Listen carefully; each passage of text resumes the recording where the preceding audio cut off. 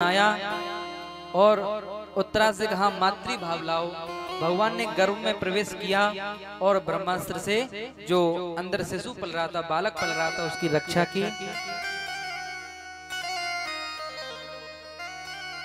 इधर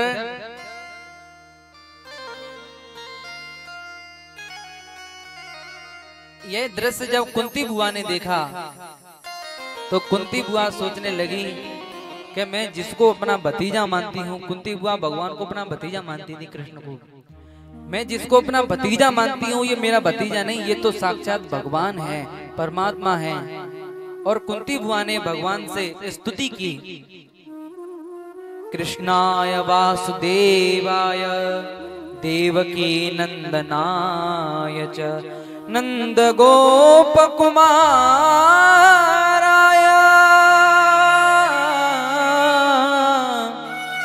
गोविंदाय नमो नमः।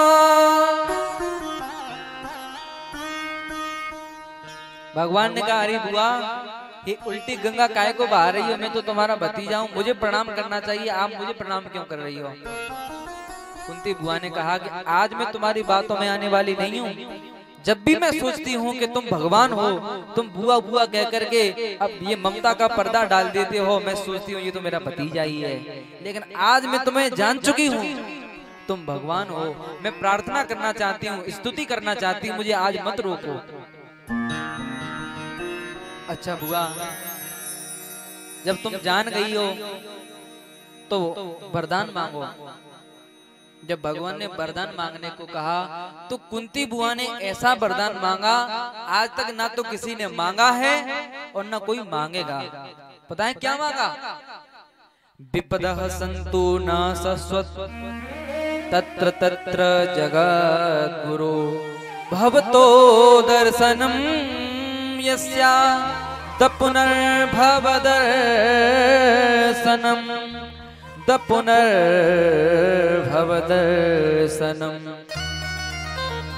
अगर आप मुझे कुछ देना चाहते हो तो मुझे दुख दो, विपत्तियां दो, संकट दो।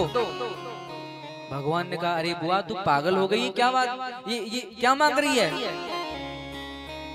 तेरे पास दुख की कमी है, विपत्तियों की कमी है, परेशानियों की कमी है, जो तू दुख मांग रही है?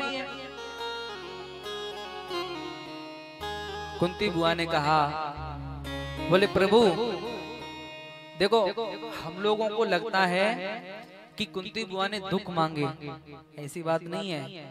कुंती बुआ ने सुख मांगे। पता है कैसे? सुनो, ध्यान से सुनो। विपदो नैव विपद संपदो नैव संपद विपदः विस्मरणम विष्णु संपन्न नारायण स्मृति। सबसे बड़ी संपत्ति वो है जिस समय हमें भगवान का नाम याद रहे, और सबसे बड़ी विपत्ति वो है जिस समय हमें भगवान का नाम याद ना रहे। सुख के माथे सिल पड़े, नाम हृदय से जाए, बलिहारी बा दुख की जो पल पल नाम रटाए। कहे हनुमंत विपत्ति प्रभु सोई, जब तब सुमेरन भजन न होई। सबसे बड़ी विपत्ति वो है जिस समय हमें भगवान का नाम याद न रहे। तो कुंती बुआ से हमें ये शिक्षा लेनी चाहिए और हर समय भगवान का नाम लेना चाहिए। ये नहीं कि हमारे ऊपर जब दुख आए तभी हम भगवान को याद करें, नहीं, हम पर जब सुख है तब भी भगवान को याद करें। अगर आप सुख में भी भजन करोगे तो दुख क्यों? सुख और दुख में दोनों में आप समान रहें, दोनों में भगवान का भजन करें। और भगवान के तो सुख भी प्यारे हैं और दुख भी प्यारे हैं, सब कुछ अच्छे लगते हैं। तेरे फूलों से भी प्यार, तेरे कांटों से भी प्यार। सभी लोग मेरे साथ भाव से, प्रेम से ताली बजाते हुए बोलेंगे,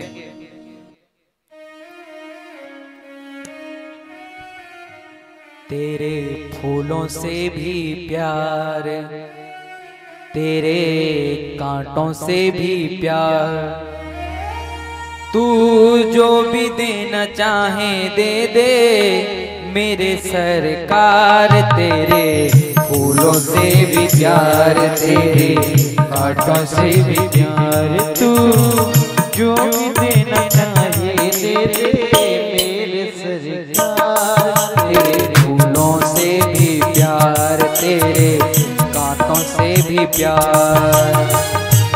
तू जो भी देना चाहे दे दे मेरे सरकार, तेरे फूलों से भी प्यार, तेरे कांटों से भी प्यार।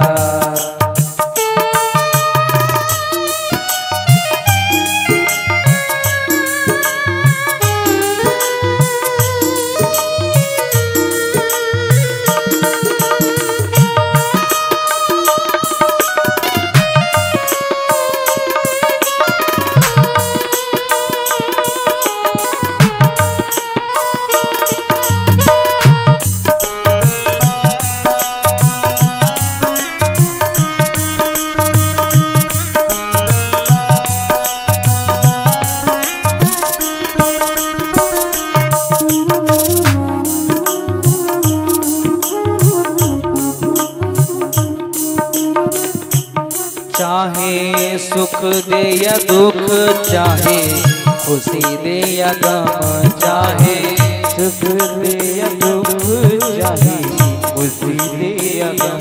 मालिक जैसे भी रखोगे वैसे रह लेंगे हम, मालिक जैसे भी रखोगे वैसे रह लेंगे हम। चाहे हंसी भरा संसार, चाहे भरा संसार, चाहे आंसुओं की धार, चाहे आंसुओं की धार। तू जो भी देना चाहे दे दे मेरे सरकार, तेरे फूलों से भी प्यार, तेरे कांटों से भी प्यार। जय हो।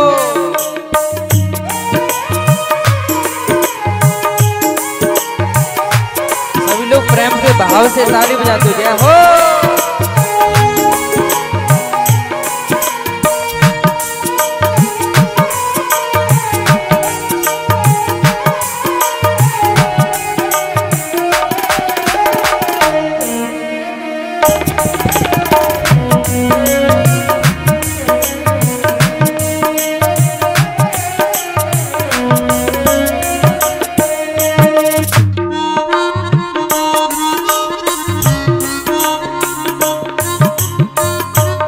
हमको दोनों हैं पसंद तेरी धूप और छाँव, हमको दोनों हैं पसंद तेरी धूप और छाँव। दाता किसी भी दिशा में ले चल जिंदगी की नाव, दाता किसी भी दिशा में ले चल जिंदगी की नाव। चाहे उसे लगा दे पार, चाहे इसे लगा दे पार, चाहे उसे लगा दे पार, चाहे उसे लगा दे पार।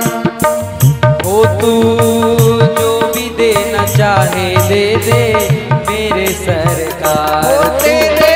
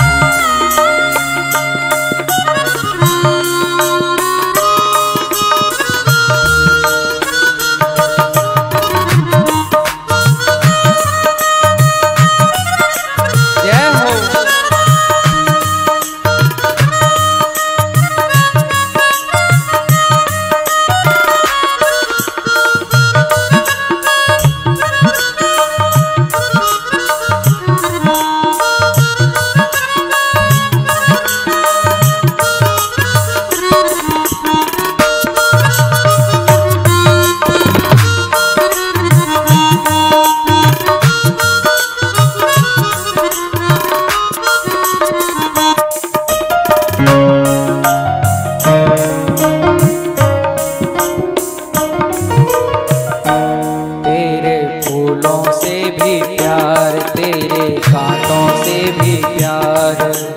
फूलों से भी प्यार तेरे कांटों से प्यार। तू जो भी देना चाहे दे दे मेरे सरकार। तू जो भी देना चाहे दे दे मेरे सरकार। तेरे फूलों से भी प्यार, तेरे कांटों से भी प्यार, तेरे फूलों से भी प्यार, तेरे कांटों से भी प्यार।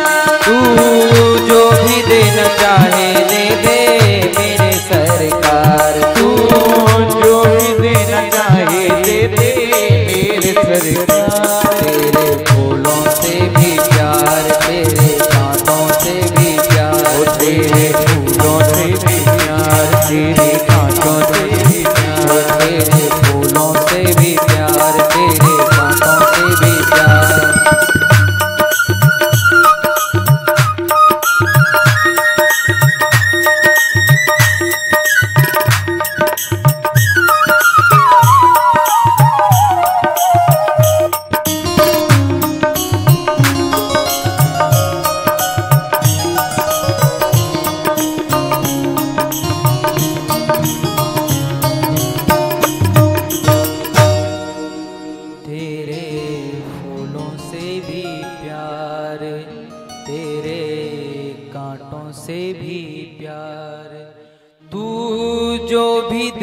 चाहे दे दे मेरे सरकार। तेरे फूलों से भी प्यार, तेरे कांटों से भी प्यार।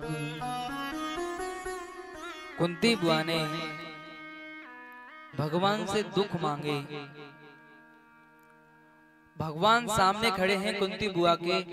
अगर वो चाहती तो तीनों लोगों का राज्य भी मांग सकती थी और भगवान दे भी देते, लेकिन नहीं।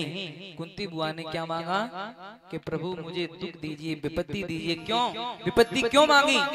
क्योंकि जब जब हमारे ऊपर विपत्तियां आती हैं, जब जब हमारे ऊपर कष्ट आते हैं तो भगवान हमें सहारा देते हैं, और जैसे ही सुख आ जाते हैं तो भगवान छोड़ करके चले जाते। क्यों? अब तो ये सुखी हैं। कुंती बुआ कह रही हैं, जब जब मेरे बेटे कभी लाक्षा गृह में जलवाया, कभी बहुत सारी यातनाएं दी, तो आपने हमें बार बार आकर के हमको संभाला। जब हमारे ऊपर दुख रहे और जब युधिष्ठिर को राज्य अभिषेक होने वाला है, सुख आने वाले हैं, तो आप हमें छोड़ करके जाना चाहते हो।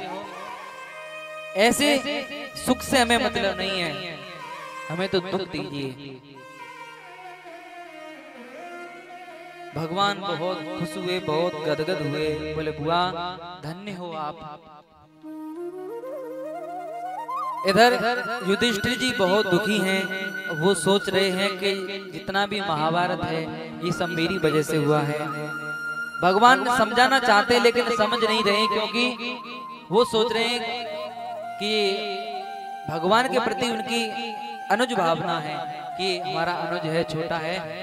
तो भगवान ने सोचा कि इनको किसी बड़े बूढ़े से उपदेश दिलाया जाए। तो 51 दिन से भीष्म पितामह बाणों की सरसैया पर लेटे हुए थे और भगवान का इंतजार कर रहे थे।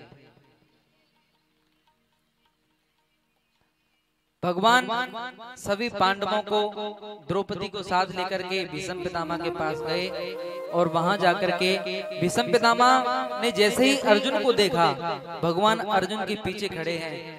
भीष्म पितामह ने कहा, अरे अर्जुन तेरा सखा नहीं आया, तेरा मित्र नहीं आया। जैसे ही ये बात कही भगवान तुरंत निकल के आए, बोले हाँ पितामह मैं आया हूं। तो भगवान को जैसे ही भीष्म पितामह ने देखा तो बड़े खुश हुए, बड़े गदगद हुए, क्योंकि भगवान के लिए वो इतने दिन से बाणों की सरसैया पर लेटे हुए थे कि उनके दर्शन हो जाएं। क्योंकि अगर वो चाहते तो पहले ही जा सकते, इच्छा मृत्यु का वरदान था उनके पास, लेकिन नहीं। भगवान ने कहा, बोले पितामह आपके जो पौत्र हैं युधिष्ठिर, इनको उपदेश दे दो, ये राज्य संभालने वाले हैं, तो इनके काम का कुछ उपदेश दे दो उनको।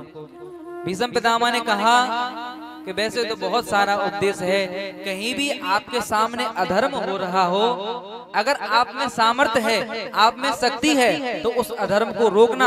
अगर आप में उस अधर्म को रोकने की सामर्थ्य नहीं है, शक्ति नहीं है, तो वहां से चले जाना, देखना मत। क्योंकि जितना पाप करने वाला जितना भागी होता है पाप का, उतना देखने वाला भी पाप भागी होता है। अगर आप में सामर्थ्य है, उस पाप को बचा सकते हो तो बचाओ, और नहीं है तो आप वहां से चले जाओ, उस पाप को देखो मत। इतना जब भीष्म पितामह ने कहा तो द्रौपदी थोड़ी मुस्कुरा दी। भीष्म पितामह ने कहा, बेटी क्या बात है, आपको हंसी आ रही है?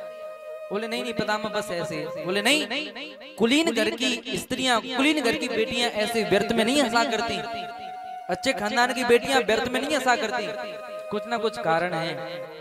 द्रौपदी ने कहा, पितामह आज आप उपदेश दे रहे हो, जिस समय दुशासन मेरी साड़ी खींच रहा था, दुर्योधन ने कहा था मेरी जंगा पर आकर के बैठ जा, उस समय आप उस सभा में बैठे हुए थे और आप में सामर्थ्य थी, आप बचा सकते थे, लेकिन आपने उस समय कुछ नहीं कहा। और कुछ कहने की बात तो दूर, आप वहां से उठ करके भी नहीं गए और आप उपदेश दे रहे हो। आज आप अगर कुछ कह देते तो वहां किसी की हिम्मत नहीं थी जो मुझसे कुछ कह जाता, लेकिन आपने उस समय कुछ नहीं कहा, देखते रहे, उठ करके भी नहीं गए। भीष्म पितामह रोने लगे और कहा, बेटी तू बिल्कुल ठीक कह रही है, तू बिल्कुल सत्य कह रही है। उस समय उस दुष्ट दुर्योधन का अन्न खाते खाते मेरी बुद्धि इतनी कुंठित हो गई थी, इतनी दूषित हो गई थी, मुझे कुछ समझ में नहीं आ रहा था मैं क्या करूं। लेकिन आज मैं इतने दिनों से इस बाणों की सरसैया पर लेटा हुआ हूं, उस दुष्ट दुर्योधन का जितना मैंने अन्न खाया था, आज सारा रक्त निकल गया, आज मैं बिल्कुल विरक्त हो गया। आज मैं जो कह रहा हूँ वो ठीक कह रहा हूँ, सत्य कह रहा हूँ। बेटी,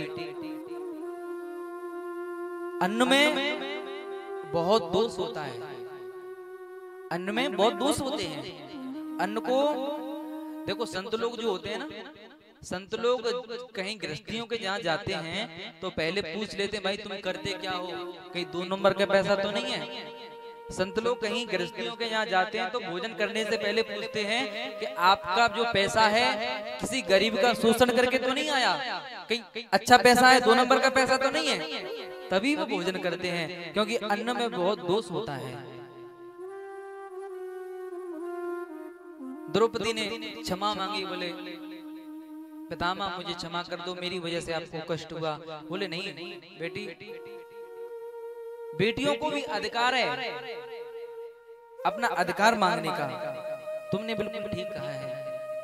उसके बाद में भीष्म पितामह ने भगवान से प्रार्थना की, स्तुति की और कहा, बोले महाराज मेरी एक बेटी है, उस बेटी का विवाह करना चाहता हूं। मैंने दुनिया भर के वर ढूंढे, दुनिया भर के दूल्हा ढूंढे, लेकिन मेरी बेटी के लायक कोई दूल्हा नहीं मिला।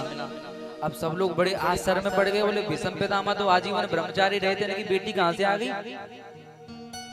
तो भीष्म पितामह ने कहा कि गोद ली हुई बेटी है। अच्छा, क्या नाम है? भीष्म पितामह ने कहा जो मेरी बुद्धि है ना, बुद्धि, यही मेरी बेटी है। मेरी बुद्धि बहुत शुद्ध है, ये निर्मल है, इसमें कोई छल कपट नहीं है, कोई राग द्वेष नहीं है। इसलिए इस बुद्धि रूपी बेटी को मैं आपको देना चाहता हूँ। आपके अलावा मुझे कोई संसार में दूसरा वर दिखाई नहीं दिया। और भीष्म पितामह ने भगवान से कहा, सदैव देवो भगवान प्रतीक्षिताम कलेवरम या वददम हिरण्यम। बहुत सारी स्तुति की, भगवान से कहा जब तक मैं अपने प्राणों को नहीं त्यागूं तब तक आप मेरे सामने खड़े रहो। और भीष्म पितामह ने भगवान की स्तुति की और अंतिम में उन्होंने अपने प्राणों को छोड़ दिया। इधर भगवान द्वारका के लिए जाने लगे। उत्तरा के गर्भ में जो बालक पल रहा था उसका जन्म हुआ। जैसे ही जन्म हुआ तो वो बालक चारों तरफ अपनी दृष्टि डालने लगा।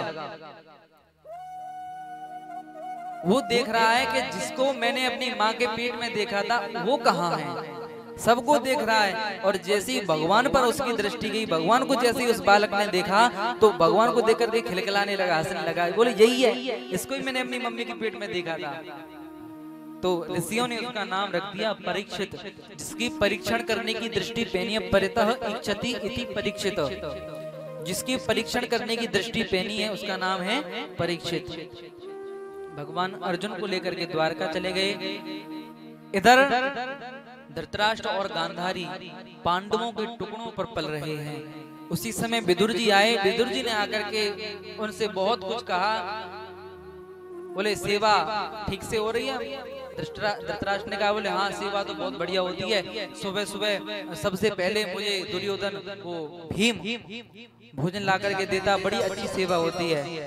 विदुर जी ने कहा तुम्हें शर्म नहीं आती? तुमने शर्म बेच खाई है?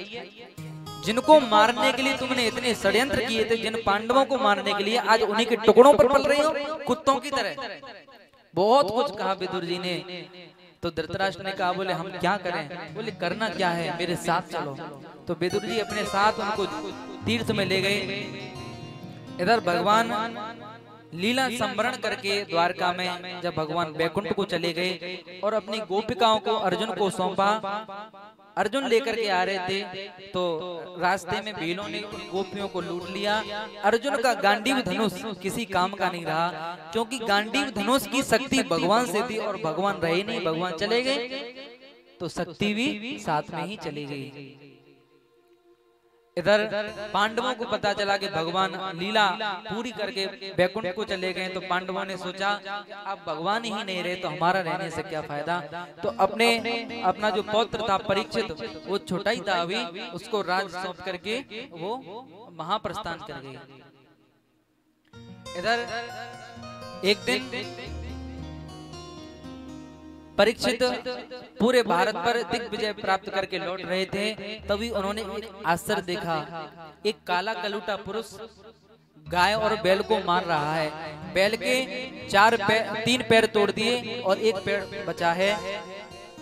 गाय और बैल आपस में बात कर रहे हैं। बैल कौन है? बैल है धर्म और गाय है पृथ्वी।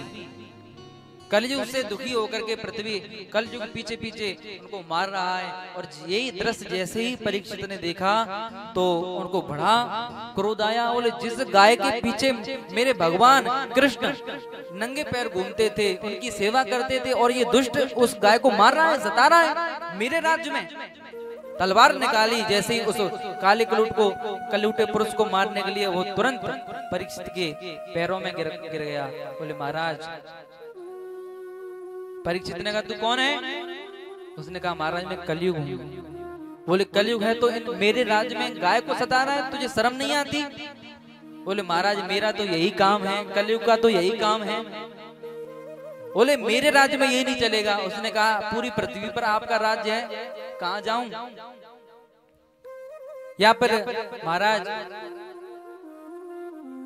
जैसे ही तलवार दिखाई मारने के लिए तो उसने कहा महाराज हमारे चेहरे को मत देखो, हमारा चेहरा तो काला है लेकिन हमें गुण है। अच्छा क्या गुण है? यत्फलम नास्ति तपसा ना योगी न समाधना तत्फलम लभते सम्यक कलौ केशव कीर्तनात्। बोले जो फल अन्य युगों में साधना करने से, यज्ञ करने से, तपस्या करने से मिलता था, वही फल कलयुग में भगवान का नाम लेने से मिलता है, भगवान का कीर्तन करने से मिलता है। रामायण में भी तुलसीदास जी ने कहा है कलयुग केवल नाम आधारा, कलयुग केवल नाम आधारा। सुमेर सुमेर नर उतरहि पारा। सुमेरे सुमेरे नर उतरहि पारा। कलयुग केवल नाम आधारा। कलयुग केवल नाम आधारा। सुमेर सुमेर नर उतरहि पारा। सुमेरे सुमेरे नर उतरहि पारा। भाय को भाय अनख आलस हो। भाव को भाव अनख आलस हो।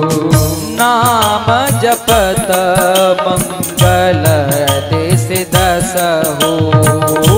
नाम जपत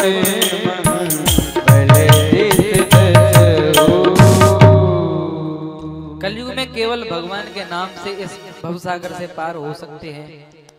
कलयुग ने कहा महाराज आप रहने के लिए मुझे स्थान बताइए। तो परीक्षित जी ने कलयुग को 4 स्थान बताए। इन स्थानों को आप ध्यान से सुनना, बहुत काम के हैं। अभ्यर्थितस्तदा तस्मै स्थानानि कलये ददौ द्यूतं पानं स्त्रिये सूना यत्रा धर्मश्चतुर्विधम्। पहला स्थान द्यूतम, जहाँ जुआ खेला जाता है वहां रहो। पानम, जहाँ मदिरा पान की जाती हो वहां रहो। स्त्रिय, जहाँ व्यभिचार होता हो, माताओं को सताया जाता हो वहां रहो। सूना, जहाँ हिंसा होती हो वहां रहो। अब कलयुग ने कहा महाराज ये तो आपने सारे स्थान हमारा चेहरा देख करके बताई, जैसा हमारा काला कलूटा चेहरा है ऐसे आपने स्थान बताए, कोई बढ़िया सा स्थान दे दो। तो 5वां स्थान परीक्षित जी ने ततो नृतम मदम कामम रजो वैरम च पंचमम। 5वां स्थान स्वर्ण में दिया, सोने में। अब आप सोच रहे होंगे बोले महाराज भगवान कहते हैं कि मैं धातु नाम कांचनोस्मि, मैं धातुओं में स्वर्ण हूँ, और कलयुग को भी स्वर्ण में बास दे दिया। कलयुग भी सोने में रहता, भगवान भी सोने में रहते, ये तो बात जमी नहीं। तो ये बात है भैया, जो धर्म से पैसा कमाते हैं, जो धर्म से सोना कमाते हैं, उस सोने में भगवान रहते हैं। और जो लोग अधर्म से पैसा कमाते हैं, अधर्म से जो पैसा कमाया जाता है, गरीबों का शोषण करके जो पैसा कमाया जाता है, ऐसे पैसे में कलयुग रहता है।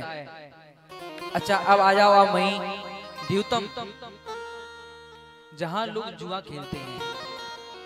देखो हमारे गांवों में ये बहुत गलत परंपरा है। कुछ काम नहीं है, फ्री बैठे हैं तो पता है क्या करते हैं, 2-4 लोग बैठ जाएंगे, वो ताश गड्डी होती है ना, वो चारों तरफ बैठ करके अरे आज कुछ नहीं है, फुर्सत है, आज चलो वो खेलते हैं, पत्ते खेलते हैं। कोई ये लो, ये दहला नौला पता नहीं क्या हो। हम तो रास्ते में निकलते हैं तो कभी कभी सुन लेते हैं, कान में आ जाती है आवाज, ये लो दहला, ये लो नौला। तो ये करते हैं, फ्री बैठे हैं तो बताओ ये काम है। ये जो ताश खेलते हो ना आप, ये जुआ का ही भैया है। जहां पर ये ताश खेले जाते हैं वहां पर कलयुग रहता है। कलयुग बुद्धि बिगाड़ देता है। लोगों से कहो कि आज बगियार में कथा हो रही है छतेरे बाबा के मंदिर पर, चलो कथा सुनने चलते हैं। वो कहेंगे अरे नहीं हमारे पास टाइम नहीं है, हमारे पास टाइम नहीं है। और वही लोग ताश खेल रहे होंगे, उनसे कहोगे अभी तो आप कह रहे थे हमारे पास टाइम नहीं है, और अब क्या कर रहे हैं, बोले इतना टाइम है कि टाइम पास कर रहे हैं। अब तुम्हारे पास ताश खेलने के लिए इतना टाइम है कि टाइम पास कर रहे हो। और दूसरी बात है, जहां शराब पी जाती हो, जो लोग शराब पीते हैं ना, वहां कलयुग रहता है। कलयुग आदमी की बुद्धि बिगाड़ देता है। देखो भैया एक बात बताऊं, शराब से व्यक्ति के शरीर का नुकसान होता है और धन का नुकसान होता है। शराब पीने वाले व्यक्ति को आप देखना ऐसे दुबला पतला हो जाता है, कमजोर हो जाता है और बर्बाद हो जाता है। शराब पीने वाले का आप घर जाकर के देखो, बिल्कुल बर्बाद हो जाते हैं शराब में।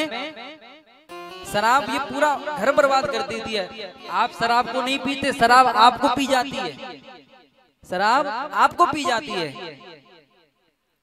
देखो हम लोगों को नशा करने की बड़ी आदत है।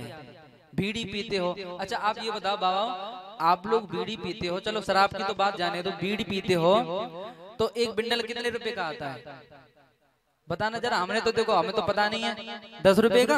अच्छा ठीक है, एक दिन में एक बिंडल तो पी जाते होंगे, है ना, और ज्यादा ही पी जाते होंगे। चलो ठीक है, एक बिंडल मान लो, 10 रुपए आप यूं ही व्यर्थ में ही खर्च कर रहे हो। ये जो बीड़ी पीते हो ये किसी काम आती है? व्यर्थ में चली जाती है ऐसी, और फेफड़े और खराब हो जाते हैं, पूरे सांस की बीमारी हो जाती है। 10 रुपए आप ये व्यर्थ के खर्च कर रहे हो। आप 10 रुपए जोड़ करके रख लोगे तो एक महीने में कितने हो जाएंगे? 10-10 रुपए आप रोज जोड़ करके रखोगे, एक महीने में कितने हो जाएंगे? बोलो, हमारा गणित कमजोर है, देखो आप लगा लो थोड़ा सा। कितने हो गए? 300। एक साल में कितने हो जाएंगे? तुम पढ़ने वाले हो, तुम बताओ कितने? 3600, 3650। अच्छा तेने 50 और लगा दिए। अच्छा ठीक है, सही है, ठीक है। 3650 एक साल में व्यर्थ में ही चले जाते हैं। अगर आप ये 3650 रुपए बचा करके रखोगे, किसी बेटी के विवाह, जहाँ बेटी का विवाह हो रहा है, किसी गरीब की बेटी है, उस गरीब की बेटी के विवाह में अगर आप दान कर दोगे तो वो गरीब कितना आशीर्वाद देगा, कितना आपको पुण्य मिलेगा।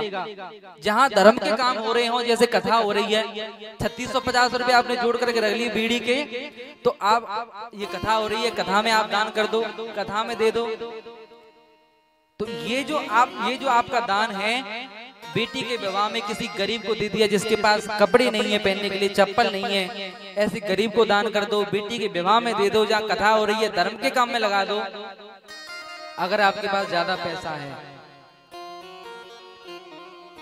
तो इसलिए इस पैसे को शराब पूरी जिंदगी बर्बाद कर देती है, पूरा सब कुछ बर्बाद करके रख देती है। इसलिए जो भी आप नशा करते हो वो नशा बहुत बर्बाद कर देगा। इसलिए यहाँ ऐसे धाम में आए हो, ऐसे तीर्थ में आए हो, छतेरे बाबा के मंदिर पे कथा हो रही है, ये ऐसा धाम है, इससे अच्छा मौका कहीं नहीं है छोड़ने का। अगर आप कुछ पीते हो तो यहीं छोड़ करके चले जाने।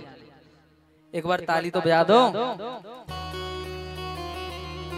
देखो कोई बात अच्छी लगा करे तो अपने आप ही ताली बजा दिया करो, ठीक है ना। और अगर आपको पीने की आदत पड़ गई है, पीने के बिना रहा नहीं जाता, तो ऐसी चीज पियो। देखो शराब तो शाम को पियोगे सवेरे उतर जाएगी, शाम को पियोगे सुबह उतर जाएगी। पी ले राम नाम के प्याले प्यारे, जिंदगी संवर जाएगी। शाम को पियोगे सवेरे उतर जाएगी, सवेरे पियोगे शाम को उतर जाएगी। ये जो भगवान के नाम का जो प्याला है, भगवान के नाम का जो नशा है, एक बार हो जाएगा तो भैया पूरी जिंदगी में कभी उतरने वाला नहीं है। ऐसा जो नशा है, अगर आपको नशा करने की आदत है तो भगवान के नाम का नशा करो। हम तो पीते हैं सत्संग के प्याले, लोग पीते हैं पी पी के गिरते, हम तो पीते हैं गिरते नहीं हैं। लोग पीते हैं पी पी के गिरते, हम तो पीते हैं गिरते नहीं। क्यों नहीं गिरते? थोड़ी कम पीते होंगे। बोले नहीं, हम क्या पीते हैं? हम तो पीते हैं सत्संग के प्याले, ये अंगूरी मदिरा नहीं है। हम तो पीते हैं सत्संग के प्याले, ये अंगूरी मदिरा नहीं है। लोग पीते हैं पी पी के गिरते, हम तो पीते हैं गिरते नहीं हैं। लोग पीते हैं पी पी के गिरते, हम तो पीते हैं गिरते नहीं हैं। हम तो पीते हैं सत्संग के प्याले, हम तो पीते हैं सत्संग के प्याले। ये कीड़ों की मदिरा नहीं है, ये कीड़ों की मदिरा नहीं है। एक बार सभी ऊपर हाथ करके ताली बजाएंगे। जय हो, ऊपर हाथ करो सभी, जय हो।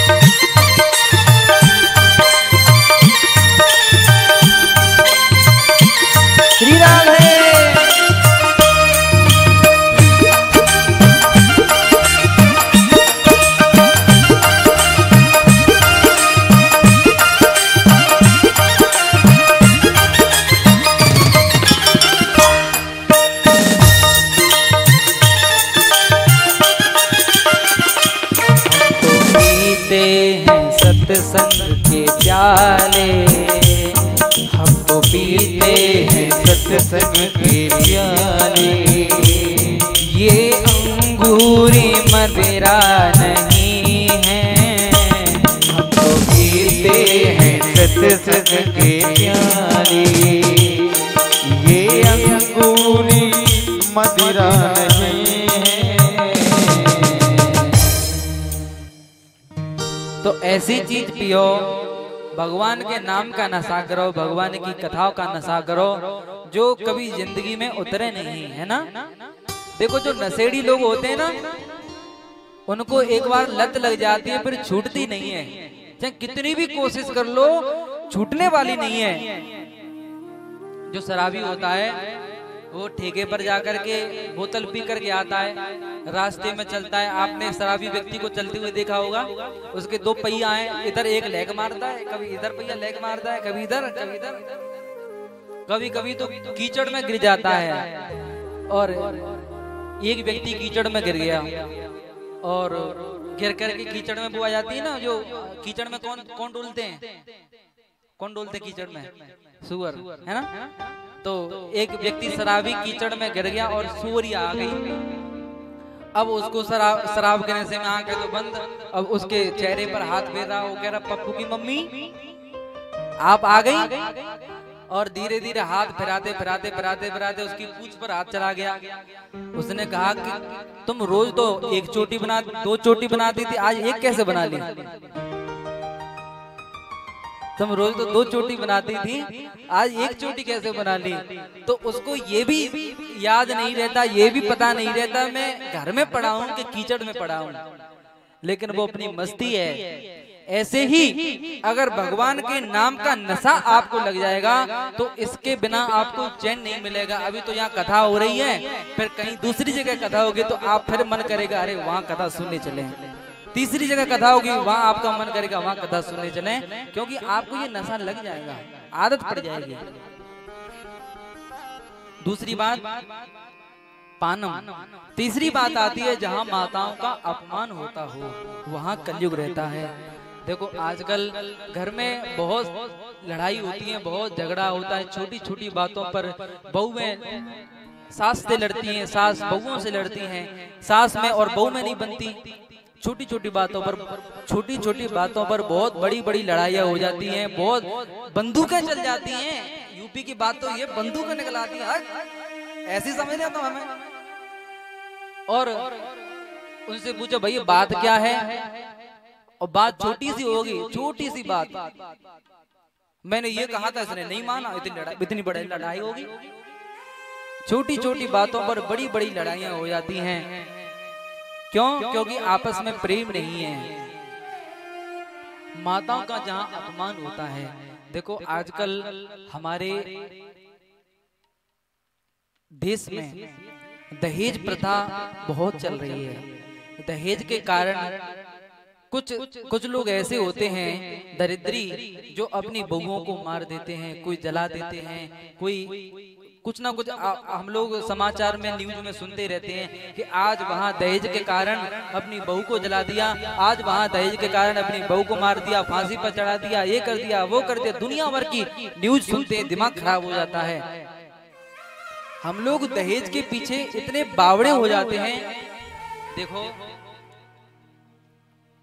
माताएं कहती है बोले महाराज हमारा बेटा हमारी बात नहीं मानता। जो दहेज लेने वाले लोग हैं वो कहते हैं हमारा बेटा हमारी बात नहीं मानता। आपका बेटा आपकी बात नहीं मानेगा। क्यों? क्योंकि आपने अपने बेटे को बेच दिया है। बेटी के पिता से पैसे लेकर के, दहेज लेकर के आपने अपने बेटे को बेच दिया। अब वो पराया हो गया, अब वो आपकी बात मानेगा नहीं, अब अपनी पत्नी की बात मानेगा। क्या आपको अपने बेटों पर इतना भी भरोसा नहीं है कि 2 वक्त की रोटी भी वो कमा करके हमें दे दें? सारा कुछ बेटी के पिता से ही मांग लेते हैं। अरे भाई उसने अपनी बेटी आपको दान कर दी, इससे ज्यादा और क्या चाहिए तुम्हें? उसने अपनी लाडली बेटी आपको दे दी है कन्यादान में, इससे ज्यादा और क्या चाहिए? लेकिन नहीं, लोग मांग करते हैं हमें इतने लाख चाहिए, हमें इतने लाख चाहिए। क्या आपको अपने बेटों पर, आपको अपने संतान पर इतना भी भरोसा नहीं है कि वो कमा करके तुम्हें तुम्हारा जीवन यापन कर देगा? एक मैया एक महात्मा के पास गई। महात्मा के पास जाकर कहा, महाराज एक दुख की बात है और एक सुखी खुश होने की बात है। एक सुख की बात है, एक दुख की बात है। तो महाराज ने कहा, बोले भैया पहले सुख की बात सुना। बोले महाराज मेरी एक बेटी है और एक बेटा है। बेटी का विवाह, बेटे और बेटी दोनों का विवाह हो गया है। मेरी बेटी को ऐसे ससुराल वाले मिले हैं, बहुत खुश रखते हैं। मेरा जो दामाद है ना इतना बढ़िया, मेरी बेटी कहती है रात में अब मेरे मायके जाना है तो रात में ही छोड़ करके आता है, इतना बढ़िया है। और जो मेरी बेटी कहती है वही मानता है। और महाराज मेरे जो घर में बहू आई है ना ये बहुत नकटी है, ये बहुत, मैं इससे बड़ा दुखी हूँ, अपनी बहू से बहुत दुखी है। बोले भैया क्या बात है, क्यों दुखी है? बोले जब से घर में आई है तब से मेरे बेटे को बस में कर रखा है, जो वो कहती है वही मानता है, पत्नी का गुलाम हो गया है। अगर वो रात में कहते तो रात में उठ करके चला जाता है मायके छोड़ने के लिए। अब महात्मा खुश हुए, महात्मा हंसे, बोले भैया जो व्यवहार तेरा दामाद तेरी बेटी के प्रति कर रहा है और तुझे खुशी हो रही है, और वही व्यवहार तेरा बेटा तेरी बहू के प्रति कर रहा है, तुझे दुख हो रहा है। अरे तेरे घर में जो बहू आई है वो भी तो किसी की बेटी है, उसकी माँ भी तो सोचती होगी तेरे जैसा। यही कारण है सास और बहुओं में झगड़ा होता है, लड़ाई होती, यही कारण है। सास अपनी बहू को बहू मानती है और बहू अपनी सास को सास मानती है। अगर बहू अपनी सास को माँ माने और सास अपनी बहू को बेटी माने तो झगड़ा खत्म। इसी बात का झगड़ा होता है। तो हमें अपनी बहुओं को बेटियों की तरह रखना चाहिए। चौथी बात है सुना, जहां हिंसा होती है वहां कलयुग रहता है। एक कलयुग को 5 स्थान परीक्षित जी ने दिए।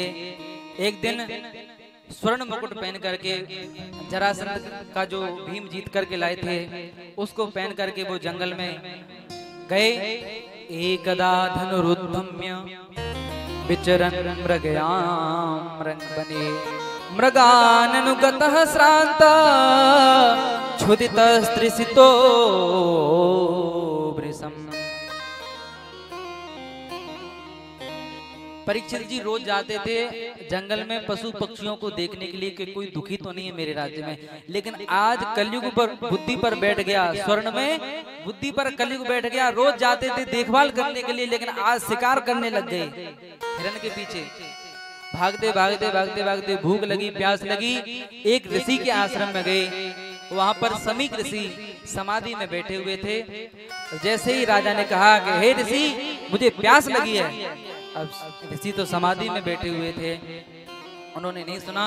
राजा को बड़ा बुरा लगा तो वहां मरा हुआ सर्प डला हुआ था उनके गले में डाल दिया और चले गए। अब समीक ऋषि के पुत्र श्रृंगी को पता चला तो श्रृंगी ऋषि ने राजा परीक्षित को साप दे दिया। कौशिक्याप उपस्पस्त्र बाघ वज्र विससर्षः।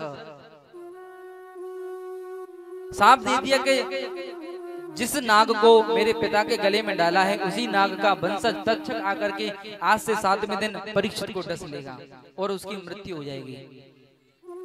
समीक ऋषि को पता चला। समीक ऋषि ने अपने पुत्र को बहुत डांटा, कहा कि ऐसा राजा बार बार नहीं आता, वो तो कलयुग के कारण उन्होंने ऐसा कर दिया, कलयुग बुद्धि पर बैठा था। अरे बेटा तूने ये क्या कर दिया, तूने अनर्थ कर दिया। परीक्षित को पता चला तो परीक्षित तुरंत अपना राजपाट छोड़ करके गंगा के किनारे गए। जितने भी ऋषि मुनियों को पता चला कि 7 दिन का परीक्षित को सांप लग गया है तो सभी उनके कल्याण करने के लिए आए, लेकिन कोई उपाय नहीं सोच पा रहा है।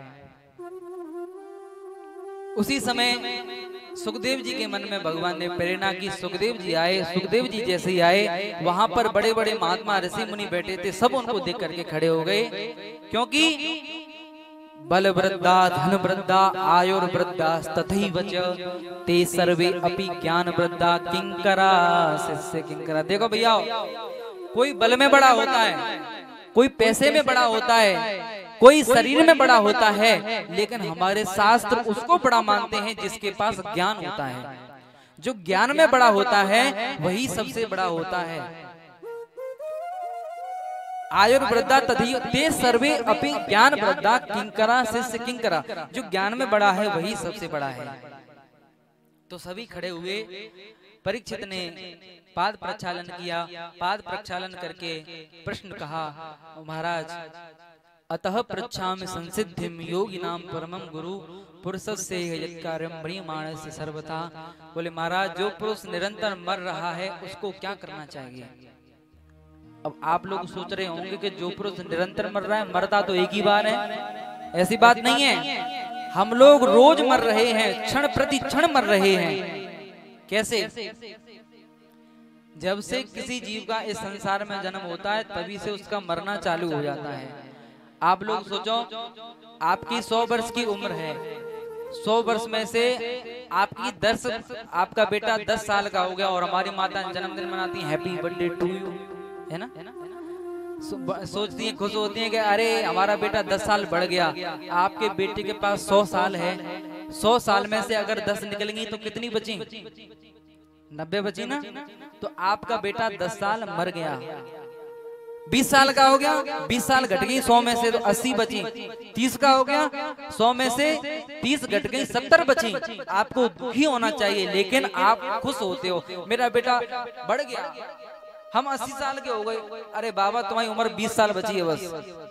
80 साल के हो गए, बड़े खुश होते, अरे हम तो 80 साल के हो गए, बुढ़ापा आ गया, बाल सफेद पड़ गए। बाल सफेद हो जाते हैं तो ये क्या कहते हैं, अब तुम्हारा भजन करने का समय, अब ये सब कुछ छोड़ दो, संसार का काम, अब निकलो।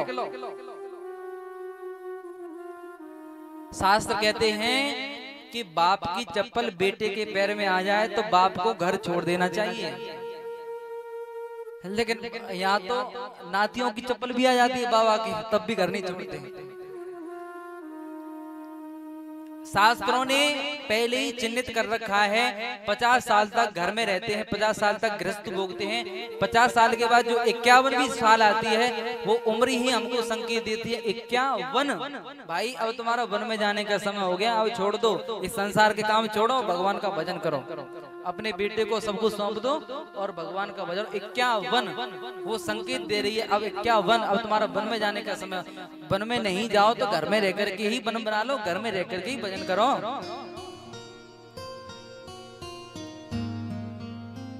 तो हम लोग निरंतर मर रहे हैं। आप ये बताओ, आपका एक एक क्षण निकल जाता है, आपका ये क्षण निकल गया, अब ये दोबारा आ जाएगा?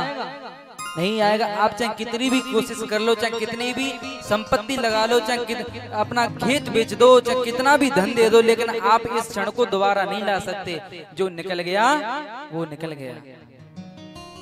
इसलिए हर समय हमें भगवान को याद करना चाहिए, हर समय हमें भगवान याद रहने चाहिए।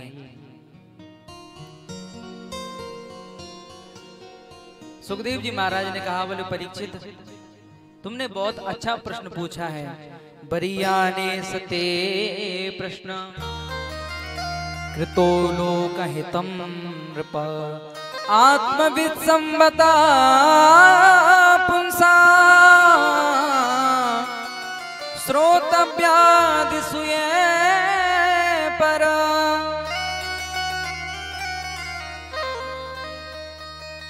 तुम्हारा प्रश्न बहुत अच्छा है, लोगों के कल्याण के लिए है। देखो हम लोग अपनी पूरी जिंदगी व्यर्थ की कामों में निकाल देते हैं। निद्रया ह्रियते नक्तम विवाहे नचवावया, रात्रि को सोने में भोगने में बिता देते हैं और दिन को खाने में, कमाने में, परिवार का पालन करने में पूरा दिन निकल जाता है, रात्रि सोने में भी निकल जाती है, लेकिन भगवान का भजन हम कभी नहीं करते, भगवान हमें कभी याद नहीं आते। अरे भाई, जिस भगवान ने तुम्हें इतना बढ़िया मनुष्य का जीवन दिया है, उस भगवान के लिए भी तो कम से कम 1 घंटा निकालो। संसार का काम तुम 24 घंटा करो, मैं मना नहीं कर रहा, लेकिन कम से कम 1 घंटा तो भगवान के लिए निकालो। 1 घंटा नहीं तो आधा घंटा तो निकाल सकते हो। अरे आधा घंटा नहीं, 15 मिनट, 15 मिनट नहीं तो 5 मिनट तो भगवान के लिए निकाल ही सकते हो। इतना भी नहीं कर सकते क्या?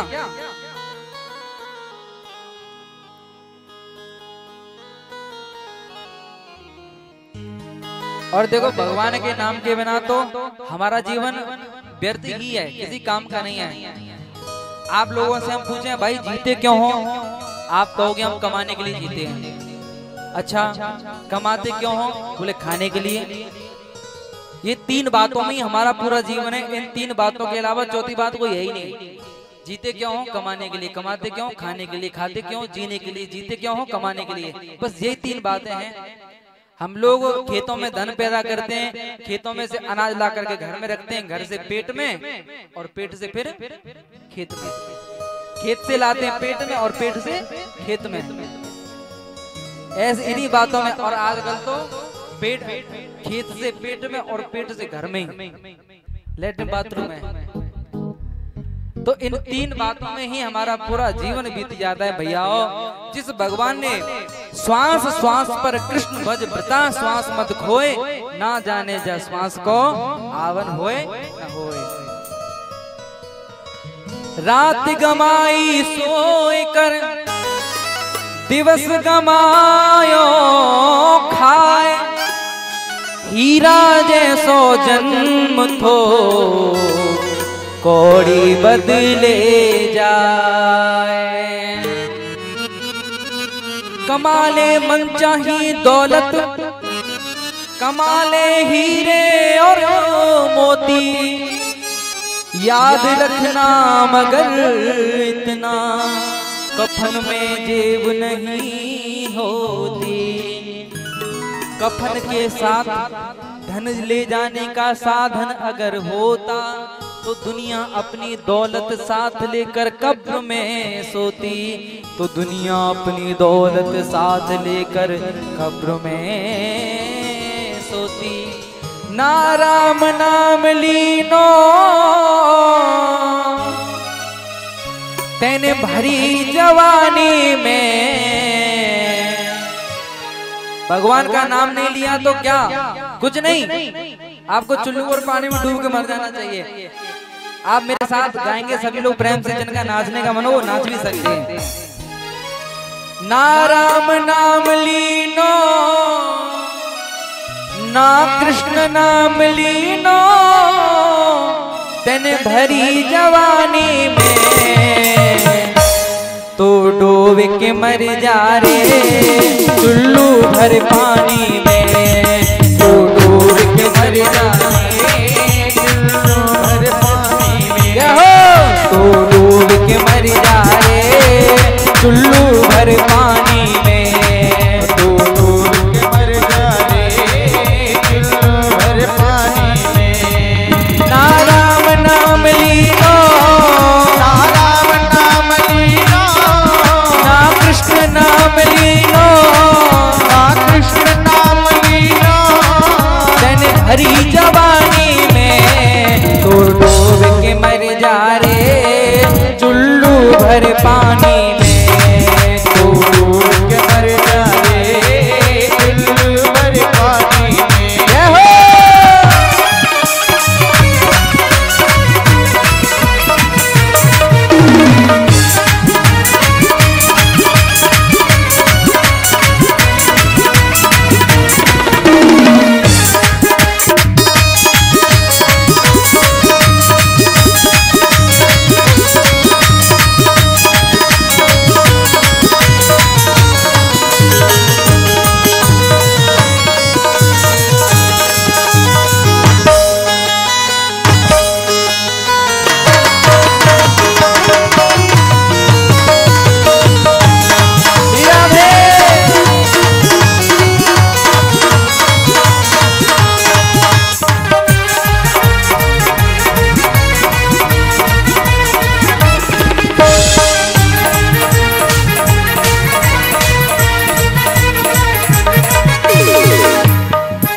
कर सच्ची भक्ति है वो भक्ति में शक्ति है।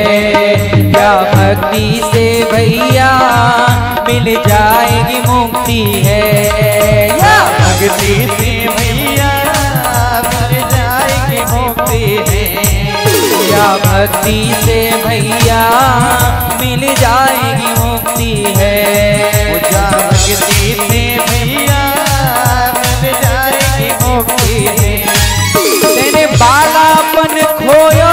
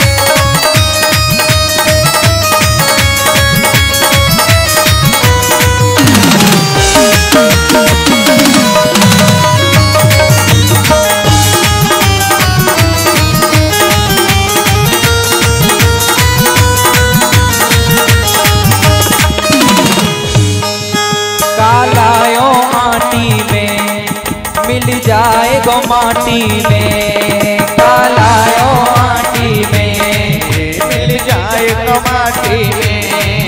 एक दिन काया तेरी कस जाएगी गांठी में, वो एक दिन काया तेरी कस जाएगी गांठी में। पानी को बबूला है, पानी को बबूला है, पानी को बबूला है, पानी को बबूला है।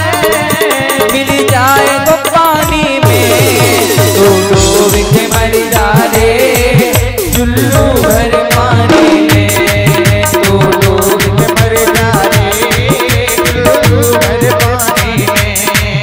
ना राम नाम लीनो, राम नाम लीनो, ना कृष्ण नाम लीनो, कृष्ण नाम लीनो। मैंने भरी जवानी में, तो डूब के मर जा रे चुल्लू भर पानी में, तो डूब के मर जा रे चुल्लू भर पानी में, तो डूब के मर जा रे चुल्लू भर पानी में, तो डूब के मर जा रे चुल्लू भरे पानी में।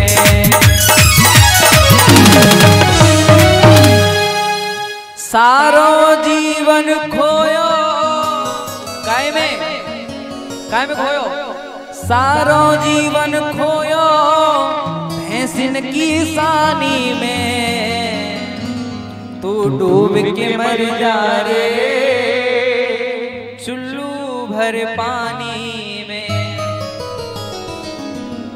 अब ये नए नए जो लड़का है ये कह रहे होंगे भाई महाराज जी हम तो कह रहे हो कि जवानी में, और जो डोकरन को क्या करे, तो इनके लिए भी है। सारो जीवन खोयो तेने भरे बुढ़ापे में, तो अब क्या करें, कजू ऐसो काम करो जो रहो मुनाफे में, मुनाफे यानी फायदे में। अब ऐसा काम करो जो फायदे में रहो। फायदे में कब रहोगे, जब आप भगवान की कथा सुनोगे, भगवान की लीलाओं को सुनोगे। तो इसलिए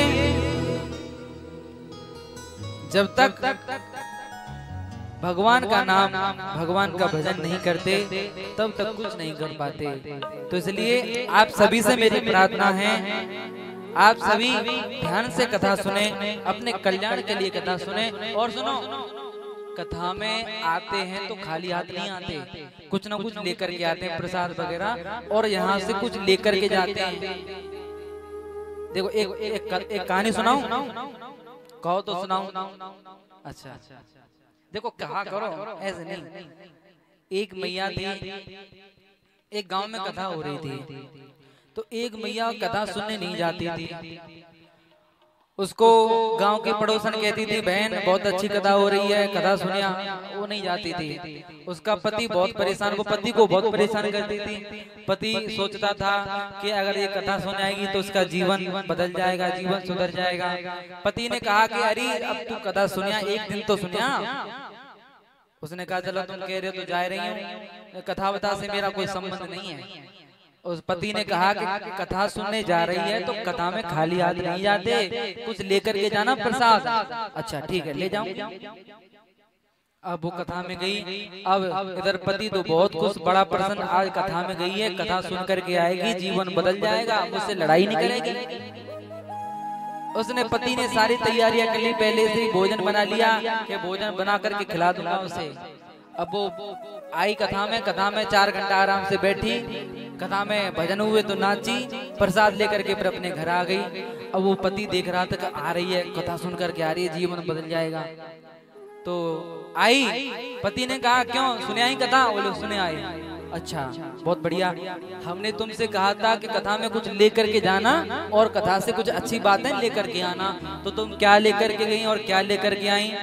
तो उसने कहा कि हम टूटी चप्पल ले गए और नई चप्पल ले आई। टूटी चप्पल लेंगे और बढ़िया सी चमचमाती हुई चप्पल ले आए। पति ने अपना माथा पीटा, हे भगवान हम क्या सोच रहे थे और क्या निकला, ऐसा तो करना मत। जो नई चप्पल दिखे उठा के चल दो। इस डर से कुछ माताएं तो अपनी नीचे ही चप्पल रखती हैं कि कोई उठा नहीं ले जाए।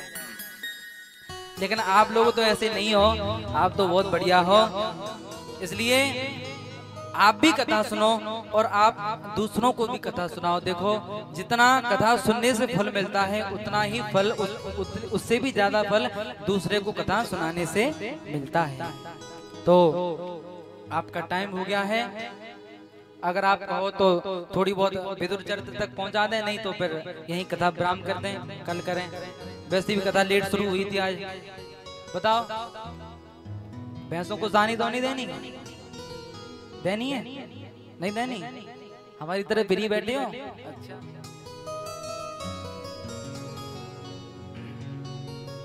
तो सुखदेव जी महाराज ने बहुत उपदेश दिए। सत्य मुक्ति और क्रम मुक्ति का वर्णन, सृष्टि विषय जब प्रश्न परीक्षित ने सुखदेव जी से पूछे तो सृष्टि विषय प्रश्न विदुर और मैत्रेय संवाद से उन्होंने बताया कि एक बार अपने रिद्धिमान घर को छोड़कर के विदुर जी ने यही प्रश्न मैत्रेय जी से पूछे थे।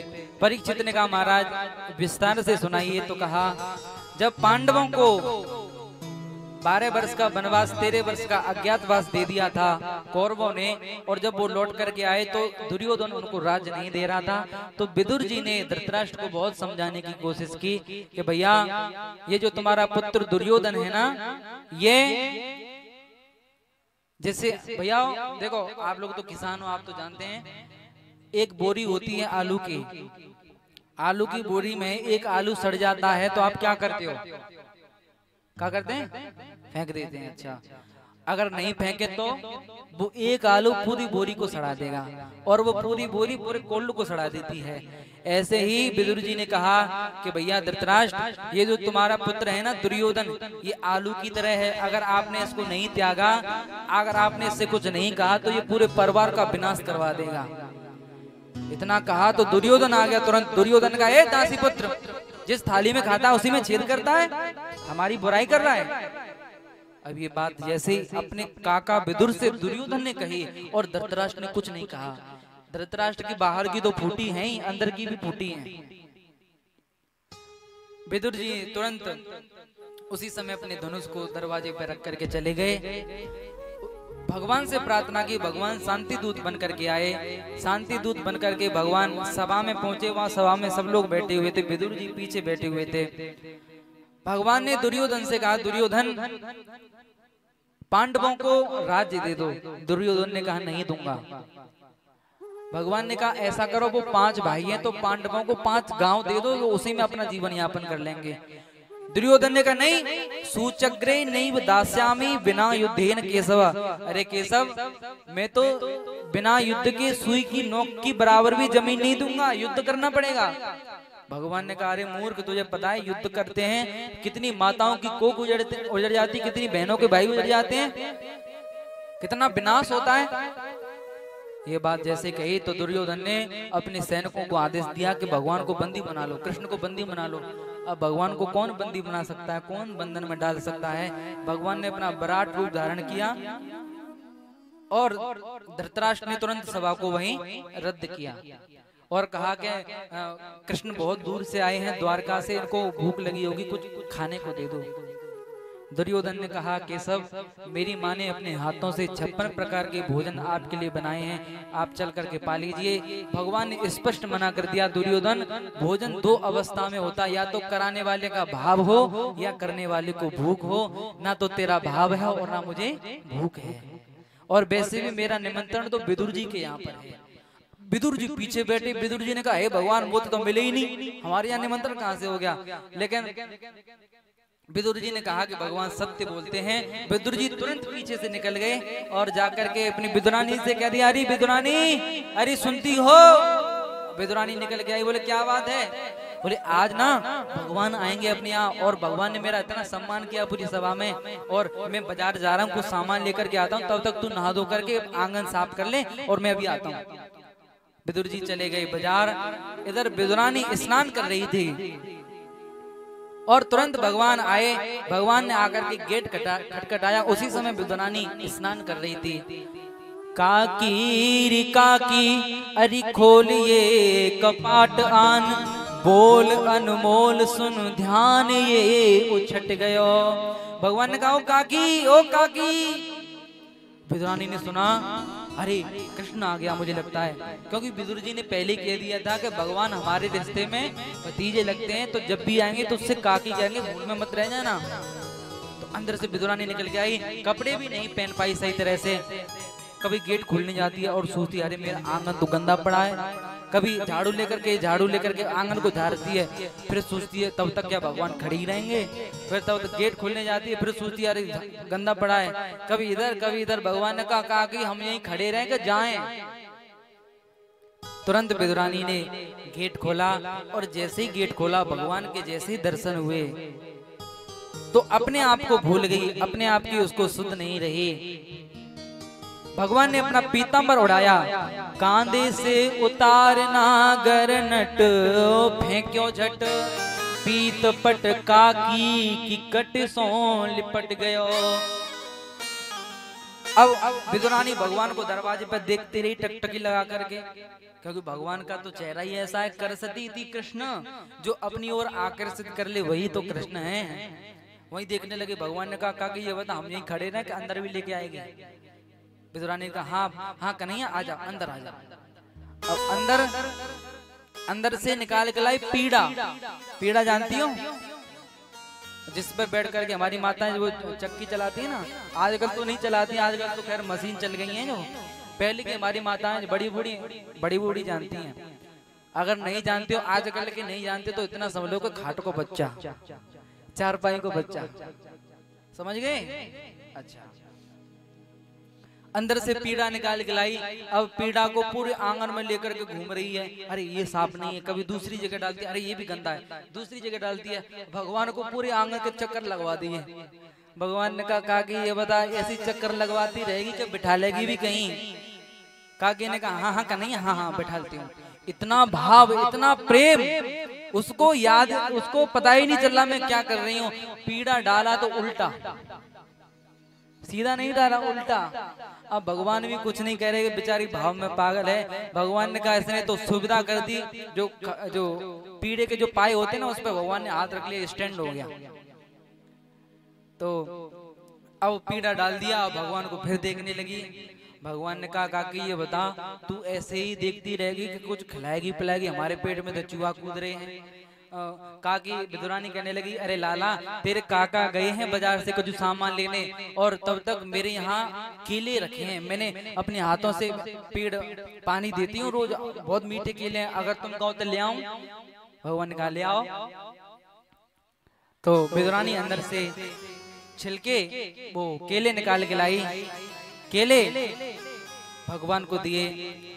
विदुरानी ने कहा अच्छा लाला अपने हाथों से खिला दूं? भगवान ने कहा हाँ खिला दो आराम से, कोई दिक्कत नहीं। विदुरानी भगवान को देख रही है और केले नुका रही है। केले नुका करके उसका जो गूदा था वो तो जमीन पर पटक दिया और छिलका था वो भगवान को पकड़ा दिया, खाओ। और भगवान भी बेचारे खाते रहे। बोले क्या करें, भगवान तो भाव के भूखे हैं, केले के भूखे थोड़े ही हैं। भाव में बेचारे भगवान केले के छिलके खाते रहे, एक नहीं दो नहीं तीन नहीं, भगवान तो बहुत सारे छिलके खिला दिए। तब तक क्या हुआ, विदुर जी आए। विदुर जी ने आकर के कहा अरे विदुरानी सुनती हो मैं बाजार से सामान लेकर के आया हूँ, लो कन्हैया आते होंगे। विदुरानी ने कहा आते नहीं होंगे, आकर के बैठ गए। अच्छा। विदुर जी ने जैसे ही आकर के देखा कि आंगन में गूदे पड़े और छिलके दिखाई नहीं दे रहे, दुनिया भर के गूदे पड़े, केले के छिलके गायब। विदुर जी ने कहा कि छिलके कहाँ हैं? भगवान तुरंत बोले हमारे लेटर बॉक्स में। तो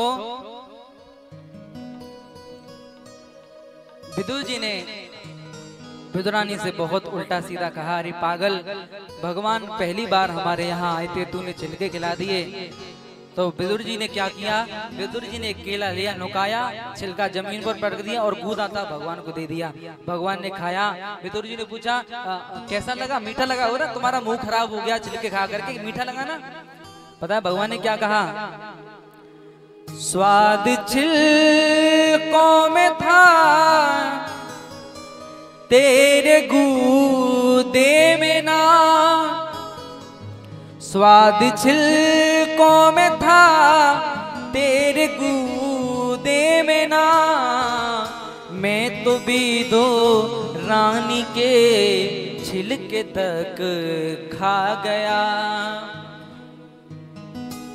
चतुराई जिसने की उसको मैं ना मिला। भगवान कहते हैं चतुराई होशियारी जिसने की उसको मैं ना मिला। भीलनी का मुझे भोलापन भा गया। अरे मैंने तो भाव के कारण सबरी के झूठे बेर खा लिए थे और विदुरानी के छिलके खा लिए। विदुर मैं केले का भूखा नहीं हूं, मैं भाव का भूखा हूं। भावना में भावना हो, भावना बेकार है। भावना में भाव हो तो भव से बेड़ा पार है। इसलिए सबसे ऊंची प्रेम सगाई, सबसे ऊंची प्रेम सगाई, सबसे ऊंची प्रेम सगाई, सबसे ऊंची प्रेम सगाई, सबसे ऊंची प्रेम सगाई।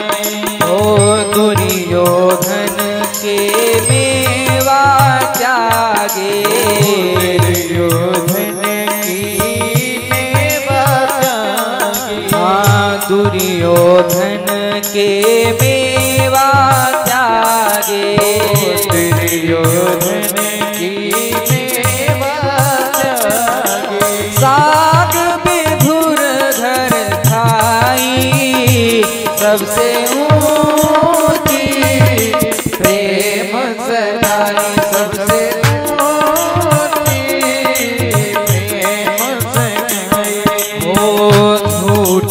फल सबरी के खाए, झूठे फल सबरी के खाए। हाँ झूठे फल सबरी के खाए, झूठे फल सबरी के खाए। बहुविध स्वाद बताई, सबसे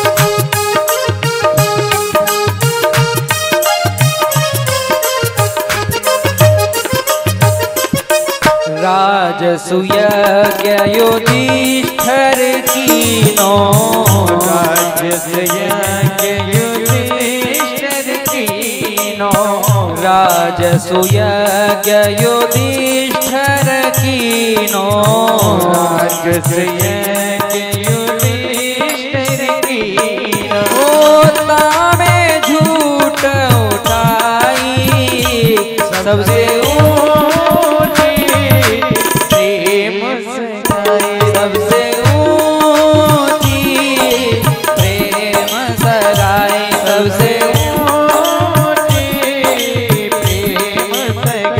सबसे ऊंची प्रेम सगाई,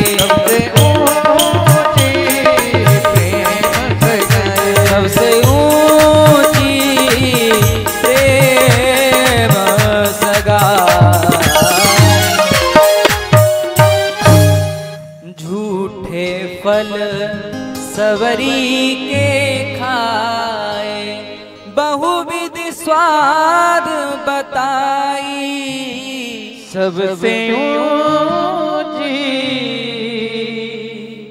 प्रेम सगाई। तो भैया